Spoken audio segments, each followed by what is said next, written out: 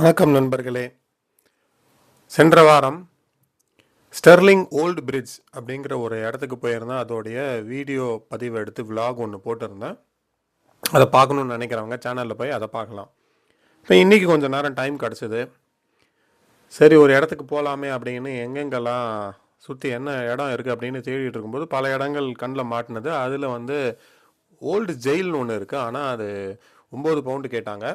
அதனால் இன்றைக்கி நான் தேர்ந்தெடுத்திருக்கிற இடம் வரலாற்றில் ஒரு சோகமான பக்கத்தை சுமந்துட்டு இருக்கிற ஒரு இடம். இந்த இடத்துல பல பல உயிர்கள் சென்று இருக்கு. பல பேரை இந்த இடத்துல தலையை துண்டிச்சிருக்காங்க சில தண்டனைக்காக. அப்படிப்பட்ட ஒரு இடத்துக்கு தான் இப்போ போக போகிறோம். விலாகை மேலே போய் நான் மலை உச்சியிலேருந்து நான் ஆரம்பிக்கிறேன். இப்போ இந்த போகிற பாதை கொஞ்சம் பயமாக தான் இருக்குது. வாராய் நீ வாராய் அப்படிங்கிற மாதிரி கொஞ்சம் பயந்துட்டேன் தான். இந்த பாம்பு இருக்கா, ஏதாவது பூச்சி திடீர்னு வந்துட்டா ஆள் நடமாட்டமே இல்லையே, திடீர்னு யாராவது குதிச்சிருவாங்களோ அப்படிங்கிற ஒரு பயம்லாம் இருக்க தான் செஞ்சுது. ஆனால் அதையும் தாண்டி ஒரு ரம்யமான இடம், ஒரு அருமையான இயற்கை சூழலில் நல்லா இருந்தது. வாங்க இப்போது மேலே சேர்ந்தாச்சு. விலாக ஆரம்பிப்போம். இந்த டவுனுடைய முழு வியூ கிடைக்குது பாருங்கள். இவ்வளோதான், இந்த டவுனே இவ்வளோதான், குட்டி தான். அது ஃபுல்லாக மலை.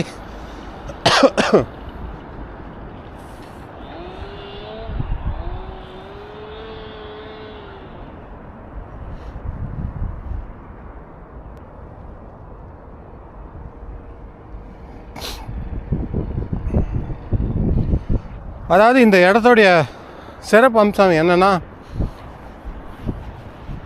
இது கோவான் ஹில் அப்படின்னு சொல்கிறாங்க. அதாவது இந்த பேட்டில் ஆஃப் ஸ்டெர்லிங் பிரிட்ஜ் அப்படின்னு நான் ஏற்கனவே போன விலாகில் போட்டிருப்பேன். இந்த இடத்துக்கு போய் இதை வீடியோ எடுத்து போட்டிருப்பேன். இதில் இந்த பிரிட்ஜுக்கு ஒரு பக்கம், இந்த பக்கம் ஸ்காட்லாண்டு ஆர்மியும் இந்த பக்கம் இங்கிலாந்து ஆர்மியும் வரும்போது, இந்த பாலத்தை கடந்து அவங்க தாண்டி வரும்போது இந்த இடத்துலேருந்து அவங்க தாக்குதல் பண்ணியிருக்காங்க. பாலம் உடைபட்டு உழுந்து பல பேர் உயிர் இருந்து அவங்க அப்படியே திரும்பி போயிட்டாங்க. இதுதான் இந்த பேட்டில் ஆஃப் ஸ்டெர்லிங் பிரிட்ஜ் அப்படிங்கிற இடம். நம்ம போன தடவை பார்த்தோம், போன விலாகில் பார்த்தோம். இப்போது இந்த இடம் என்னென்னா, இது ஒரு மலை பகுதி, கோவான் ஹில்ஸ் அப்படின்னு சொல்கிறாங்க.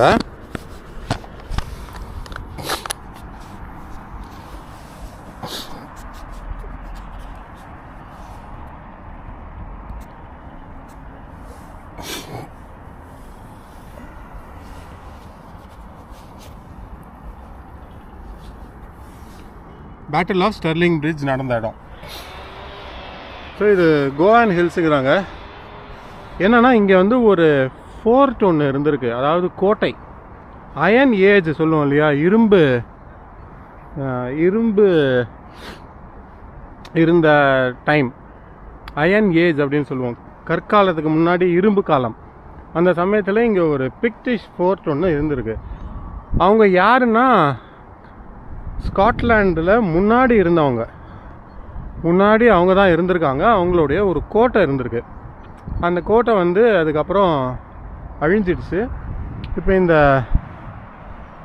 இந்த இடத்துடைய ஒரு ஸ்பெஷாலிட்டி என்னென்னா, இது வரைக்கும் இந்த ஆறு இருந்திருக்கு. இப்போ இங்கே தெரியுது இல்லையா, இது வரைக்கும் அந்த ஆறு இருந்திருக்கு. இங்கேருந்து அது வரைக்கும் இருந்தது அப்படின்னு போட்டிருந்தது. இந்த ரெண்டு பீரங்கிகளும் இந்த இடத்த பாதுகாக்கிறதுக்காக இருந்திருக்கு. அந்த மாதிரி வச்சுருக்காங்க. இது அப்படி தான் இருந்ததா அப்படிங்கிறது எனக்கு தெரியல. 2 பீரங்கி இருக்குது. இந்த ஒரு கல் பற்றி சொல்லணும். பீஹெட்டிங் ஸ்டோன் அப்படின்னு சொல்லியிருக்காங்க. என்ன எழுதியிருக்குன்னா, protected by the public at the instance of the Sterling Natural History Archaeological Society 887. என்னென்னா இந்த கல்லில் தான் ராஜாக்கள் வந்து இந்த நாட்டுக்கு துரோகம் பண்ணவங்க, அப்போலாம் நாடு கடத்துவோன்னு சொல்லுவோம் இல்லையா நம்ம ஊரில், இந்த கல்லில் வச்சு அவங்களுடைய தலையை வந்து துண்டிச்சிருக்காங்க. இந்த கல்லில் அந்த ஆக்ஸ், அந்த கோடாலி வந்து வெட்டுப்பட்ட மார்க்லாம் வந்து தெரியுது பாருங்கள். இந்த இடத்துல வச்சு பண்ணியிருக்காங்க. அந்த கல்லை வந்து அதுக்கப்புறமா உபயோகப்படுத்தக்கூடாதுன்னு கொண்டு வந்து இங்கே வச்சு ஒரு கூண்டில் போட்டு அந்த கல்லை பாதுகாப்பு பண்ணி வச்சுட்டாங்க. எத்தனை பேரோடைய உயிரை வந்து இந்த கல் வாங்கியிருக்கோ.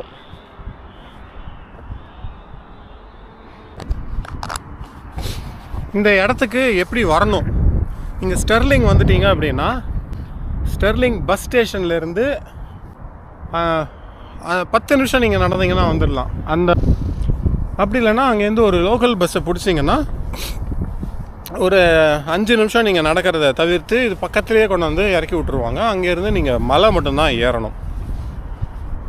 ஸோ இந்த இடத்த வந்து சேர்றதுக்கு இதுதான் வழி. ஒரு 4-5 சேர்கள் போட்டிருக்காங்க. சேர்களில் உட்காந்து நம்ம பேசிகிட்டு இருக்கலாம். ஆனால் அந்த கிளைமேட்டு தான் ரொம்ப ரொம்ப சில்லுன்னு இருக்கு. தெர்மல் போட்டு அதுக்கு மேலே ஒரு டிஷர்ட்டை போட்டு மேலே கோட்டை போட்டு நல்ல செட்டப்பாக நான் வந்துட்டேன். ஏன்னா இது வரைக்கும் இந்த வெளியில் அதெல்லாம் போடாமல் கிளைமேட் என்ன பாடுபடுத்தும்னு தெரியும். இதுக்கே இந்த கை ஃப்ரீஸ் ஆகுது. இந்த கையில் க்ளவுஸ் போட்டு க்ளவுஸை தாண்டி உள்ளே வருது.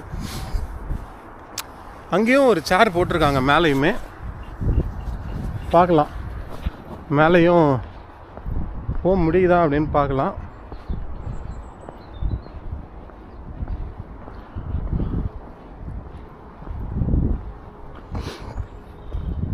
வாராய் நீ வாராய் அந்த பாட்டு தான் ஞாபகம் வருது. ஆனால் இது கீழே தான் இறங்கு, இந்த மேலே போல் நம்ம இப்படியே திரும்பிடலாம். ஸோ இதுதான் இந்த பீஹெட்டிங் ஹில் அப்படிங்கிற ஒரு வரலாற்று சிறப்பு மிக்க ஒரு சோகமான ஹிஸ்ட்ரியை, சோகமான ஒரு வரலாற்றை கொண்ட ஒரு இடம். இது வந்து ஃப்ரீயாக பார்க்கலாம் இந்த இடத்த.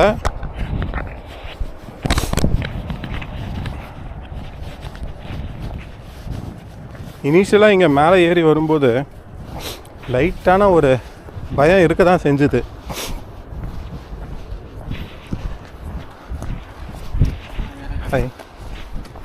என்னடா இந்த மரங்கள்லாம் வந்து இப்படி இருக்கே, ஏதாவது அணகொண்டா வந்துட போதும்னு தைரியமாக தான் நடந்து வந்தேன். அங்கே ஒரு மண்புழு பார்த்தேன்னா இந்த லொக்கேஷனையும் பார்த்தோன்னே படம் ஞாபகம் வந்து ஏதாவது பாம்பு கீம்பு ஏதாவது வந்துட போதும் அப்படின்னு ஒரு லைட்டான பயம் இருந்தாலும் அப்படியே தைரியத்தை வர வச்சுட்டு. குட்டி ஹில்ஸ் தான் இங்கே. மேலே இருந்து ஃபுல்லாக ஸ்டெர்லிங்கோடைய முழு விவரமுமே முழு அழகுமே வந்து தெரியும். இங்கே வேணா கொஞ்சம் நேரம் உட்காந்துக்கலாம். தோ இதான் இந்த மண்புழு தான் சொன்னேன்னா தெரியுதா? மண்புழு இதை பார்த்து தான் எனக்கு பயம் வந்துடுச்சு. அந்த மேலே ஹில்ஸ் போகணுமா வேண்டாமா? அங்கே ஒரு மேப் இருக்குது, அதை போய் பார்த்துக்கலாம். அங்கே போனால் என்ன இருக்குது அப்படின்னு. ஒரு வேளை நம்ம அங்கேயே திரும்பி இருந்தோன்னா போயிருக்கலாம் போல இருக்குது. பார்ப்போம். எல்லாம் ஒரு பாடம் தானே. இது வந்து இலவசமாக பார்க்குற ஒரு இடம். இன்றைக்கி இன்னொரு இடத்துக்கு போகலான்னு நினச்சிருந்தேன், ஸ்டெர்லிங் ஓல்டு ஜெயில். அது இன்னொரு நாள் போகிறேன். இன்னொரு நாள் போய் அங்கே என்ன இருக்குது அப்படின்னு பார்த்து படம் பிடிக்கிறேன். ஆனால் அது வந்து 9 பவுண்டு கேட்டாங்க. இப்போ நம்மக்கிட்ட கொஞ்சம் காசு தட்டுப்பாடு, கொஞ்சம் நாள் கழித்து தான் வரும். அதனால் அப்போ பார்த்துக்கலாம் அப்படின்னு விட்டாச்சு. படிக்கட்டெல்லாம் போட்டு என்னென்னோ வச்சுருக்காங்க, போயிட்டு வரலாமா? இந்த மேப்பை பார்த்துப்போம். You are here. நம்ம இங்கே தான் இருந்தோம். இது வந்து சிமெட்ரி, கல்லறை. நம்ம இப்படியே போய் இந்த இடத்துல இந்த கோவான் ஹில்ஸில் இங்கே பார்த்தாச்சு அப்படின்னா அவ்வளோதான். ஆடியோ டூர் வேணும்னா இந்த ஸ்கேன் பண்ணோன்னா நம்ம ஆடியோ டூரை கவனிக்கலாம். ஸோ இங்கே ஹைடிங் ஹில், இது மோட் ஹில் அப்படின்னு கூட சொல்லுவோம். இந்த இடத்துல தான் வந்து அதோ அந்த பீரங்கி தெரியுது பாருங்கள் மேலே. ஸோ இதுதான் இந்த இடம். பார்த்தாச்சு, இந்த பீரங்கியை பார்த்தாச்சு. ஆக பீரங்கி உள்ளே என்ன இருக்குன்னு பார்க்கவே இல்லையே. நான் வேறு வீடியோ எடுக்கிற அவசரத்தில் விட்டாச்சு. இந்த iron age fort, the Govan Hill is part of geological formation made from an extremely hard stone called quartz microgaps. During the last ice age, glacier carried much of the surrounding landscape away but found this windstone too difficult. இதை மட்டும் நவுத்த முடியலையா?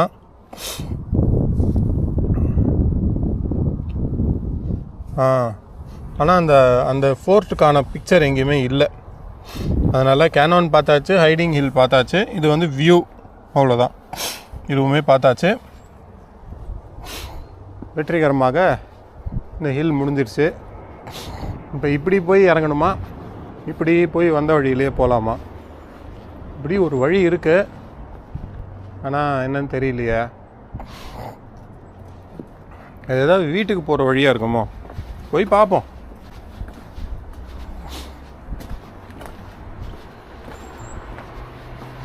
இந்த ஃபுல்லாக மேகம் ஃபுல்லாக round கட்டிடுச்சு. மழை வந்து இங்கே நம்ம ஊர் மாரி தட தானு கொட்டாது. இந்த ட்ரிசில் ஆனால் இருந்துகிட்டே இருக்கும். அப்படியே சாரல் மட்டும்தான் வரும். இப்படி போக முடியுமா?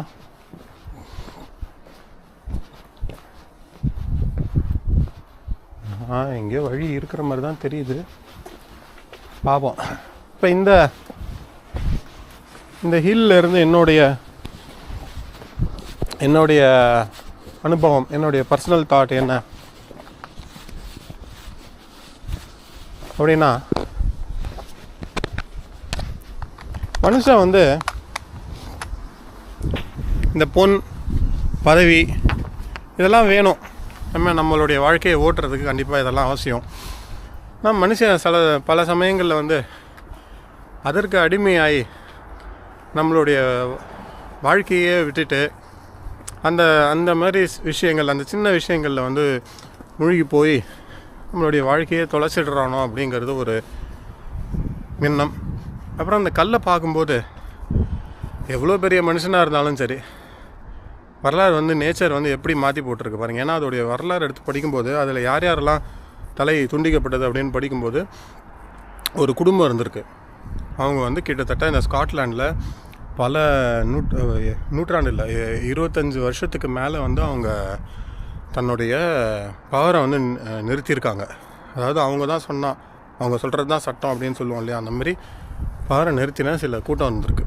அந்த ஃபேமிலியே வந்து கடைசியில் அவங்களுடைய வாரிசே ஒருத்தர் மட்டும் தான் இருக்காங்க. இப்போது அவங்களே வந்து இந்த ராஜ தண்டனைக்கு உள்பட்டு அவங்க குடும்பத்தோட மாமனார், அவர், தன்னுடைய பையன் அப்படின்னு குடும்பத்தோட எல்லாருமே வந்து துண்டிக்கப்பட்டிருக்காங்க. அந்த கல்லில் யாரெல்லாம் தலை துண்டிக்கப்பட்டிருக்குன்னு வரலாறு போய் படித்து பாருங்கள், இன்ட்ரெஸ்டிங்காக இருக்கும். ஸோ இதை பார்க்கும்போது கடைசியில் இயற்கை தாண்டா அப்படிங்கிற மாதிரி தெரியுது. என்றைக்குமே மனிதன் வந்து இயற்கையோட சேர்ந்தவன் தான். மனிதன் வந்து இயற்கையோடைய ஒரு மெம்பர். நானும் ஒரு இயற்கை, அவ்வளோதான். தவிர நான் இயற்கையை மீறி கிடையாது. இயற்கை தான் வந்து யூனிவர்ஸ் தான் எல்லாத்தையும் நடத்துது. நம்மளை வச்சு ஒரு சில விஷயங்கள் நடத்துது, அவ்வளோதான். இப்போ இங்கே ஒரு மரம் வளரணும் அப்படின்னா இயற்கை வந்து தானாகவே கூட வளர்த்துக்கும். ஒரு சில சமயம் வந்து நம்ம மனசுக்குள்ளே வந்து நம்மளை விட்டு இந்த விதையை போட சொல்லி நம்ம மரத்தை வளர்க்குது, அவ்வளோதான். இதை மனிதன் உணர்ந்துட்டானா வாழும் நாள் ரொம்ப இனிமையாக இருக்கும் அப்படிங்கிறது என்னுடைய கருத்து. இதை மாதிரி இன்னொரு நாள் ஃப்ரீயாக இருக்கும்போது வேறு ஒரு இடத்த கண்டுபிடிச்சி அந்த இடத்துக்கு போய் ஒரு vlog எடுக்கிறேன். இதோட இந்த vlog-ஐ முடிச்சுப்போம். அப்படியே பஸ் ஸ்டாப் வரைக்கும் எப்படி இருக்குன்னு பார்த்துட்டு இந்த vlog-ஐ முடிச்சுக்கலாம். ஒரு சந்து இருக்குது, இந்த சந்துலேயே நான் ஏறி இருக்கலாம். எனக்கு இங்கே தான் பஸ் ஸ்டாப் இருந்தது.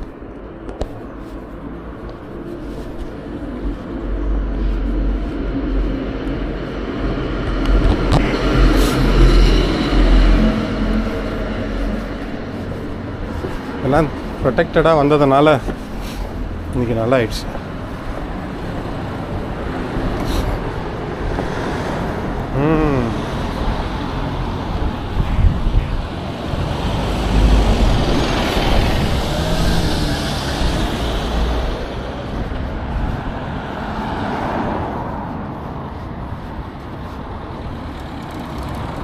ஸ்டெர்லிங் கேசலுக்கு போகிற ரோடு இதுதான். ஆனால் கேசல் வந்து 20 பவுண்டு காசு.